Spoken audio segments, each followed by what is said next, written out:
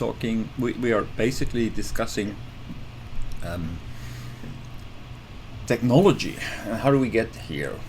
Technology, because we were looking at globalization and how globalization does not deliver for everyone in the world. What we have seen is that globalization has led to a major improvement in living conditions in developing countries. That we see a rising middle class in countries like China, Southeast Asia, areas like in Southeast Asia, and but we at the same time see a modest growth in wealth, average growth in wealth in the developed countries.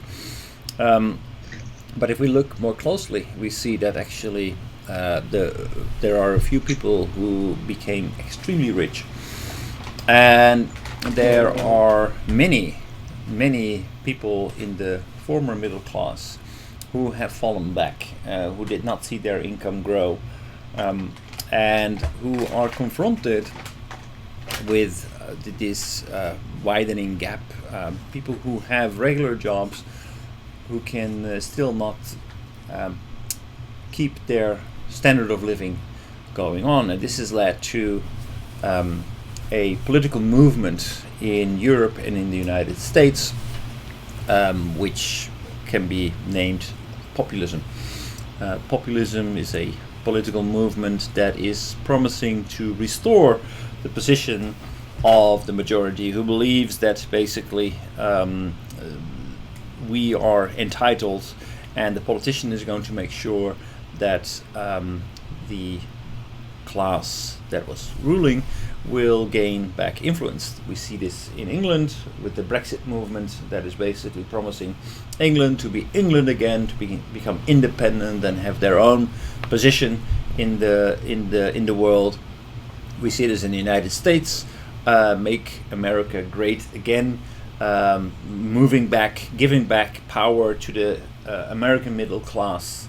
And we see this in Italy, in France, in the Netherlands, everywhere. We see more and more politicians who are basically having a policy of us versus them. They are magnifying that their interest, their people should come first. America first is a very typical movement of and a slogan for a populist politician.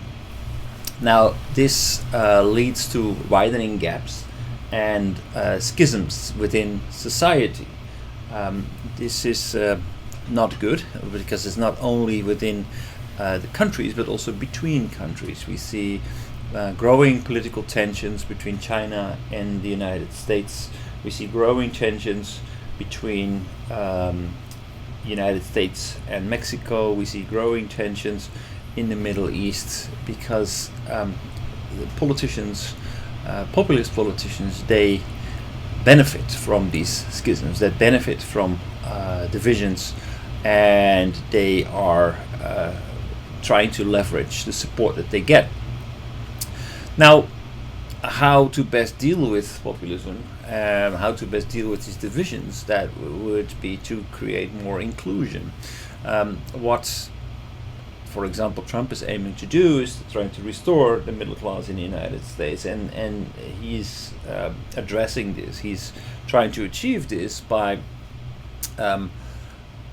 renegotiating bad deals, and one of those bad deals is the NAFTA, the North American Free Trade Agreement, where Canada and Mexico did get an unfair advantage, and they have been benefiting much more than the United States from this free trade agreement. And what he's pointing at is saying, well, basically business process outsourcing to Mexico, for example, has led to this decline of the middle class in the United States, because like the blue collar workers who had jobs in Detroit, in the Rust Belt in the United States, they've been losing their jobs because of Mexicans taking their jobs in Mexico, and because of Mexicans coming into the United States and working for lower wages and displacing the middle class. Now there is obviously some truth to this, because a lot of American industries have moved to Mexico, as well as other countries like China, and all over the world we see business process outsourcing taking place. But that doesn't seem to be the major reason. The major reason for this this trend of a decreasing influence of the middle class seems to be technology. Technology is replacing people with technology. So fewer people are needed to generate the same output, if not more output. And technology is something that we do not see on the agenda of Donald Trump. We do not see it on the agenda of the Brexit movement. We do not see it on the agenda of all the populist leaders, because technology doesn't have a face, but it's a very important development. And we have been looking at technology, how it will replace work, and which jobs will be affected. The popular idea being that technology will be mostly of influence of the blue-collar workers, but the reality is that also white-collar workers are heavily influenced. Jobs that are knowledge-intensive, repetitive, and that do not have much of a physical equivalent are actually easier to automate with AI. Think about accountancy, think about legal jobs, and think about medical profession, where we will be able to even get superior results leveraging technology. So that will have a big impact. This is not the first time this happens in history. It did happen before during the Industrial Revolution. It did happen before in other points in time, and what we saw is that actually, for example, during the first Industrial Revolution, that there was a time of economic stagnation, where the economy as a whole didn't grow, but the people who provided the capital to put into the factories, they benefited, but the laborers did not benefit at all. Now, what we need to avoid is to come in a situation where this is going to repeat itself, where AI might lead to a lot of productivity growth, but not to growth in the economy. So we need to keep a solid base for consumption to actually drive, to actually create enough demand to absorb this growth in productivity. And how to do that? That means that we will need to make sure that people either keep jobs or they get income through another way, and that could be, for example, through taxation, so that governments can help to transit economies through this time of technological revolution. We have been talking about the base income, the universal base income, where everybody in the country is guaranteed a minimum base income, whether you work or whether you don't work. And this will allow people to transit, to re-educate themselves, and to find new ways, because there is one thing that is constant throughout the Western world and throughout the world as a whole, is that people always want more. So whatever we think of, whatever we do to create the same with fewer means, will not necessarily mean that we will start working less, or we will settle with the same. Basically, the increased output, the increased productivity will lead, and the power to produce will lead to new products that we cannot foresee yet. But this period of transition is very scary, because it is uncertain. We don't know exactly what the future will look like, and it is uncertain because we don't know how we're going to finance this. Governments are already in heavy debt, especially Japan, and our capacity to raise taxes has become limited because of globalization, especially enterprises, and especially the most successful enterprises, have found ways to reduce their tax burden significantly, which leads to a decrease in revenue for governments, which leads to a decrease in possibilities to actually implement programs like universal basic income. Now, last week, Uno-san asked me, okay, so what's going to happen in Japan? What is the future of Japan, and how should Japan respond to technology? What are we going to do? What will the future of Japan look like? Well, very simple question, of course. You have a long explanation leading to today's issue. Well, yeah, I think, okay, Baba-san is here for the first time in this topic, so... today's issue is how we're going to consider for Japanese unemployment. Okay, unemployment ratio will going to increase next 3 years, 4 years, because of AI will take over human people's work, especially supermarket and lawyers, accountants, many. Like maybe drivers or some other additional work, jobs will be disappearing. So what we can consider for those replacement, or we mean the need to looking for the new jobs for people.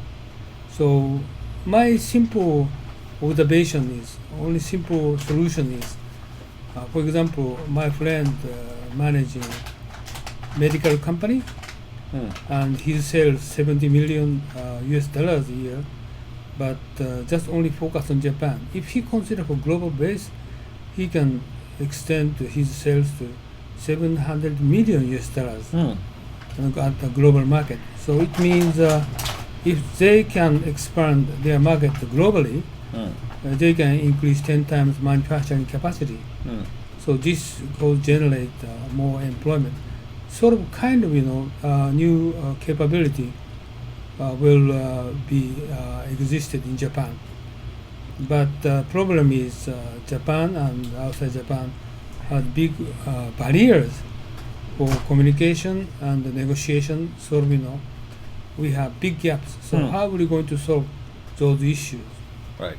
This is not easy, but if Japan is like currently more isolated in the past. I think Japan is current situation will going on next decade, 2 decades.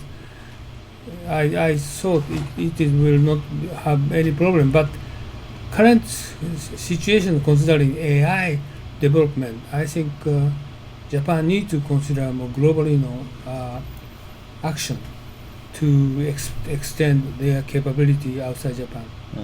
So this is this is not easy, but probably this is only one capability Japan can solve the unemployment ratio, declining current situation or near future situation will only way to solve these issues. Well, the demographic development in Japan is going to help to solve this problem, because basically we have a declining population in Japan. That means that there are fewer people actually looking for jobs. So in the longer run, this should be okay. We already see that Japan is investing heavily overseas. They're the biggest global foreign direct investor in the world. And this is all a matter of the past 2 years, when they really started to invest very heavily. We see that Japan is investing heavily in order for business process outsourcing, because basically out of cost concerns. But I could also imagine that it's not only out of cost concerns, but also out of future situation of labor shortage, because who's going to man all these factories? Japan will have labor shortage, especially in the countryside. There are fewer young people, and that's basically when it comes to industrial production, for example, costs mean a lot. So we have the high cost cities, we have few laborers within the countryside. So Japanese industries are investing in plants overseas where the demographic situation is more favorable, where cost levels are lower, and they're also investing overseas to gain market shares. If we look, for example, at Kirin, if we look at Kirin in Brazil, if we look at Suntory in the United States, so that those were investments that were purely made to conquer new markets under the realization that Japan has difficulties in establishing itself overseas, getting to know and communicate directly with foreigners, and really coming to understand the market and serving that market in a way that is competitive is difficult. And therefore, instead of doing that, they are looking for partners who will help them to do this, to a vehicle, like you could say, like a Trojan horse, in order to get into the market. So we now take the American example for Suntory. They bought Jim Beam. Why? Because they are operating in the liquor market. They have presence everywhere. They have an extensive network and relation with distribution network. And this is what Suntory needs. They need a new market. So globalization, even though it seems like Japan is not doing much to globalize its population in terms of becoming more proficient in the English language in order to understand foreigners better, Japan has chosen a different path. They have chosen to basically buy themselves into a global market. The next challenge, of course, is to make it successful. If you want to make it successful, you need to be able to work together with foreigners. You need to know and understand where to delegate and where to control. Take the example of Shin Creole in Brazil. That was completely delegated, and when the situation in the Brazilian market changed, Shin Creole was completely on its back. And Japanese company didn't know what to do. Same situation with Sony. Sony, who bought Sony Pictures, and that was also something that Japan completely doesn't control. The other hand, if we look at especially for business process outsourcing in Southeast Asia. Okay,